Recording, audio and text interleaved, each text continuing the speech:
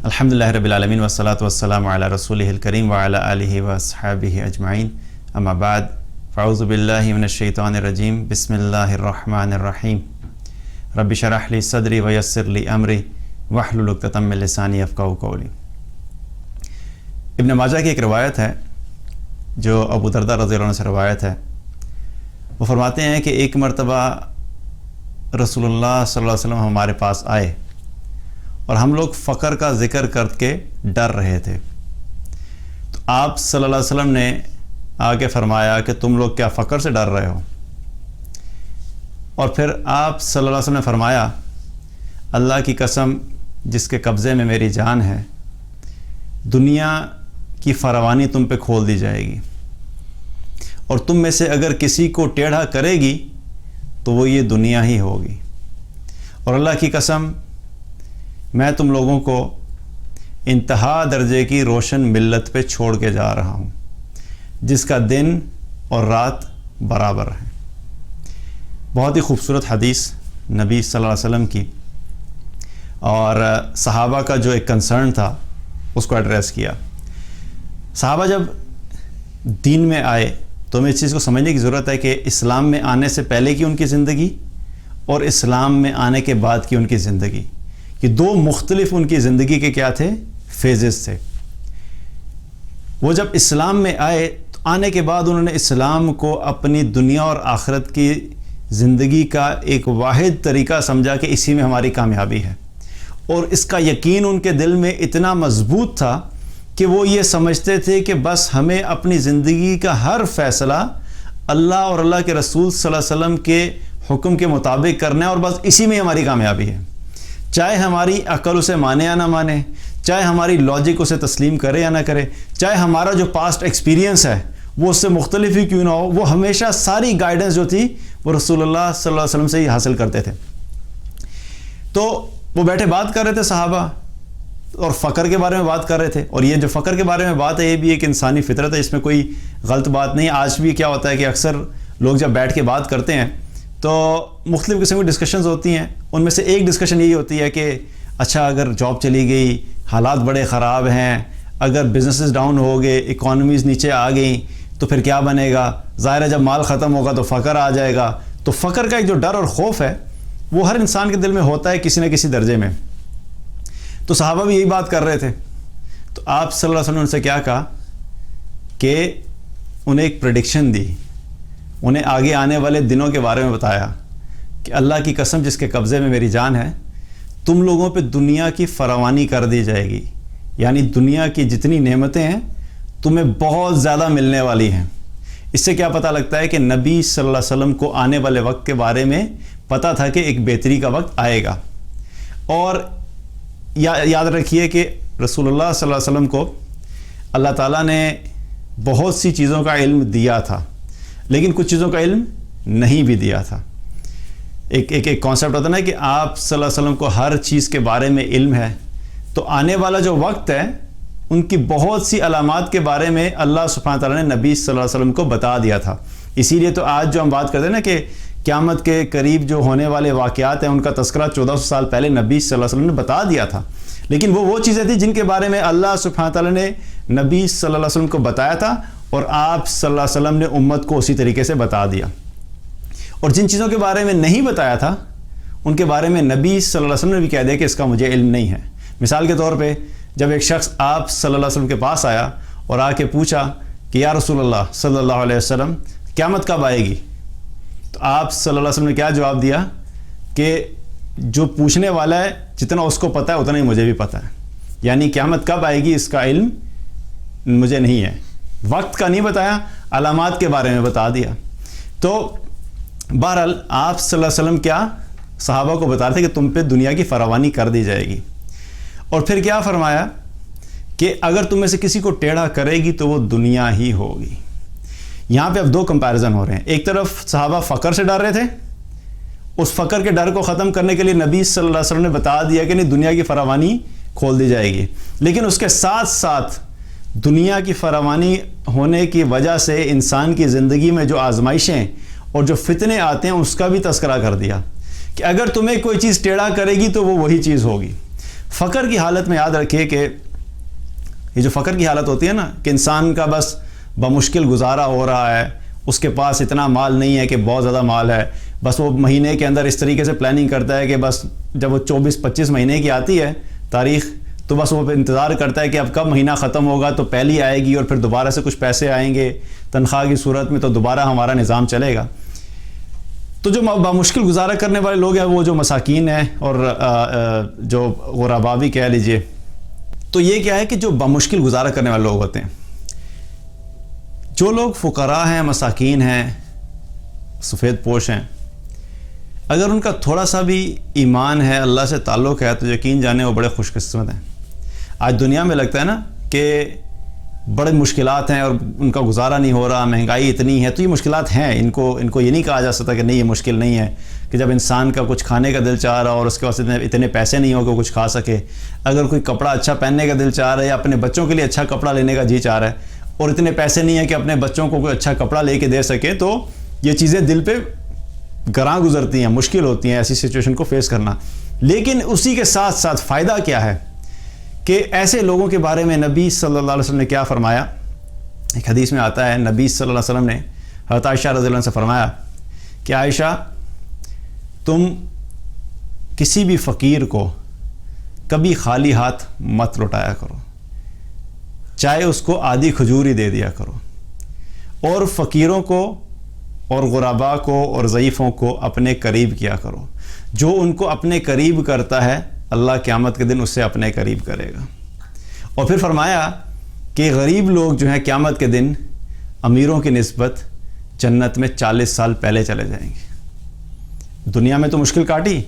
لیکن اللہ سبحانہ تعالیٰ نے اتنا خوبصورت ہمیں دین دیا ہے کہ جب ہم دنیا میں کوئی مشکل کاٹتے ہیں تو اس کو اللہ سبحانہ تعالیٰ آخرت میں کمپنسیٹ کر دیتا ہے۔ اور جو غریب لوگ دنیا میں مشکل سے گزارا کر رہے ہیں، جن مشکلات کو وہ فیس کر رہے ہیں، ان کے لیے تو دنیا میں مشکل ہے، لیکن اس کے بدلے میں آخرت میں اللہ سبحانہ تعالیٰ ان کو کیا پروٹوکول دے گا کہ اللہ تعالیٰ ان کو جنت میں امیر لوگوں کی نسبت 40 سال پہلے داخل کر دے گا۔ اب آپ سوچئے،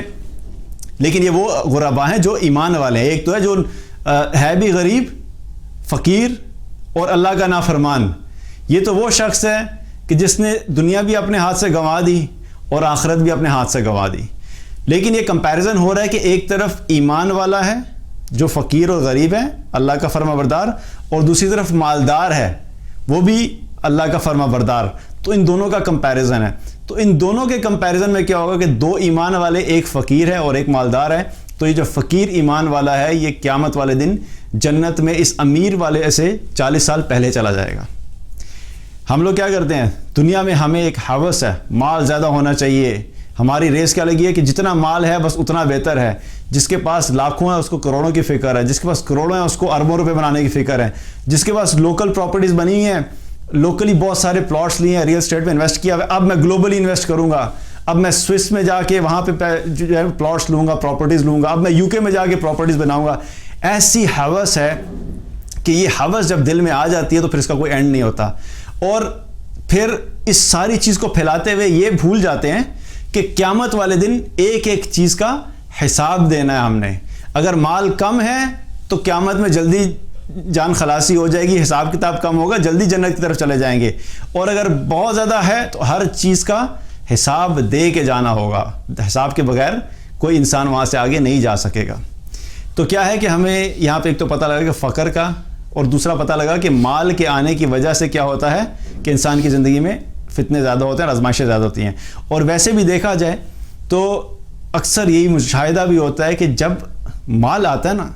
تو مال آنے کی وجہ سے فتنوں کے دروازے زیادہ کھل جاتے ہیں۔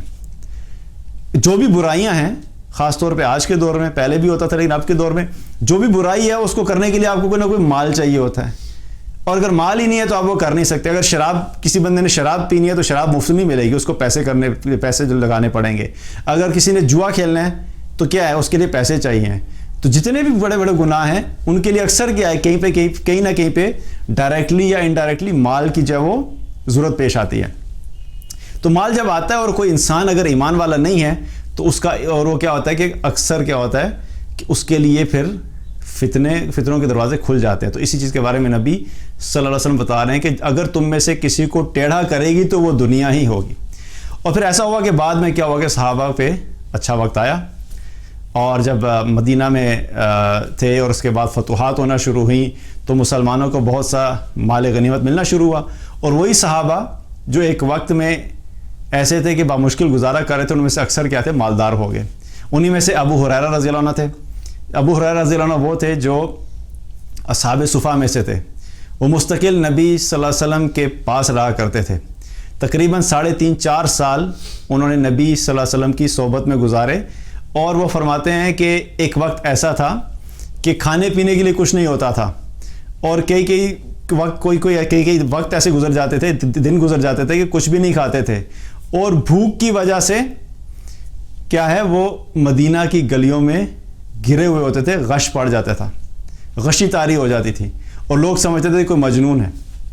اور پھر وہی وقت آیا کہ جب مال آیا تو ابو ہریرہ رضی اللہ عنہ کیا تھے؟ مالدار ہو گئے، اور ایک دن بیٹھے پھر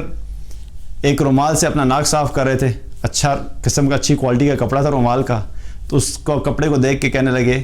اے ابو ہریرہ، آج تم اس قسم کے کپڑے سے ناک صاف کرتے ہو؟ وہ وقت تم اپنا بھول گئے جب تم مدینہ کی گلیوں میں بھوک کی وجہ سے تم سڑک پہ اور گلی میں پڑے ہوتے تھے، اور لوگ سمجھتے تھے کہ یہ کوئی مجنون ہے۔ تو یہ وقت بھی دیکھا صحابہ نے، اور بعد میں اللہ تعالیٰ نے کیا ہوا؟ ان کے لیے فراخی بھی کر دی۔ اور پھر آپ صلی اللہ علیہ وسلم نے کیا فرمایا کہ میں تمہیں ایک ایسی ملت پہ چھوڑ کے جا رہا ہوں کہ جو کہ انتہا درجے کی روشن ہے، یعنی جو دین اللہ سبحانہ تعالیٰ نے ہمیں دیا ہے یہ بالکل واضح ہے، یہ بالکل کلیئر ہے، اس میں کوئی کنفیوژن نہیں ہے، کوئی شک نہیں ہے۔ فرق کیا آتا ہے کہ ایک تو ہم دین کا علم سیکھتے نہیں، کنفیوژنس کہاں سے آتی ہیں کہ جب ہم دین کا علم سیکھتے نہیں، اور ہم کبھی ایک سے سنتے ہیں، کبھی دوسرے سے سنتے ہیں، کبھی تیسرے سے سنتے ہیں، اور 5 مختلف قسم کے اوپینین ہمارے سامنے جب آتے ہیں تو پھر ہم کیا کرتے ہیں؟ بجائے اس کے کہ صحیح بات کے لیے محنت کریں، کوشش کریں، تحقیق کریں، ہمارا رویہ کیا ہوتا ہے؟ یار یہ تو سارے آپس میں ہی لگے رہتے ہیں، ان کو تو خود کچھ پتہ نہیں ہے، بہتر ہے چھوڑ کے بیٹھ جاؤ۔ تو یہ رویہ تو کوئی قابل قبول نہیں ہوگا آخرت میں، کہ مطلب اگر آپ کو کہیں پہ کنفیوژن نظر آ رہی ہے تو اس کا حل کیا ہے کہ آپ صحیح بات کی طرف پہنچیں، اس کے لیے آپ تحقیق کریں، ریسرچ کریں، کیونکہ اللہ سبحانہ تعالیٰ نے جو دین ہمیں دیا وہ کیا ہے؟ وہ بالکل واضح ہے۔ اور پھر کیا فرمایا کہ اس طرح واضح ہے اس کے دن اور رات برابر ہیں، یعنی کہ جس طریقے سے دن کی روشنی ہوتی ہے اسی طریقے سے رات کی بھی روشنی ہے۔ اس دین میں اگر تمہیں کوئی ایسی چیز نظر آ رہی ہے تو مطلب حلال اور حرام کے اعتبار سے بھی آپ کہہ سکتے ہیں کہ جس طریقے سے دن اور رات بالکل واضح ہوتا ہے، اسی طریقے سے اس دین کے جتنے احکامات ہیں بالکل دن کی طرح واضح ہیں اور روشن ہیں۔ فرق صرف یہ ہے کہ ہمیں کوشش کر کے صحیح اور غلط کے لیے پتہ کرنے کی کوشش کرنی چاہیے، تبھی جا کے ہم اس دین کے صحیح فائدے حاصل کر سکتے ہیں۔ اور ایک اور بات کیا ہے کہ جیسے یہ دین خود روشن ہے، جو شخص اس دین کے مطابق اپنی زندگی کو گزارے گا اس کی زندگی بھی ایک روشن ہو جائے گی،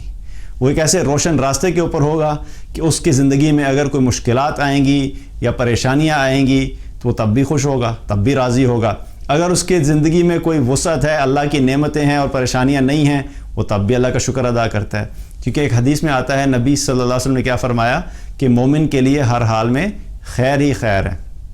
جب اللہ تعالیٰ اسے کوئی نعمت دیتا ہے تو وہ شکر ادا کرتا ہے اور اس کے لیے بہتر ہے، اور جب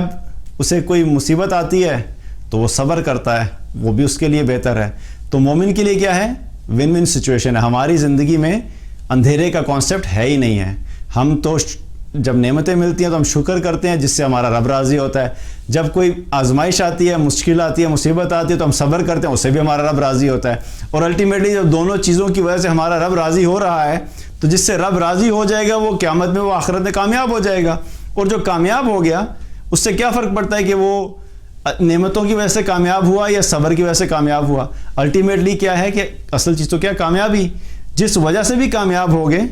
وہ تو کامیاب ہے۔ all is well that ends well، یہ ہم کہتے ہیں نا، اصل کیا ہے کہ جو آخر اینڈ میں کیا ہوا ہے، اصل چیز یہ میٹر کرتی ہے۔ الٹیمیٹلی ہم لوگ کامیاب ہو گئے، انشاءاللہ جنت میں چلے گئے، تو یہی چیز ہوگی جو کامیابی ہوگی۔ اللہ تعالیٰ سے دعا ہے اللہ تعالیٰ ہمیں دین کی صحیح فہم عطا فرمائے، اور جس حال میں بھی رکھے اللہ تعالیٰ ہمیں اپنی رضا کے ساتھ رکھے۔ بارک اللہ علیہ ولکم۔ السلام علیکم ورحمۃ اللہ وبرکاتہ۔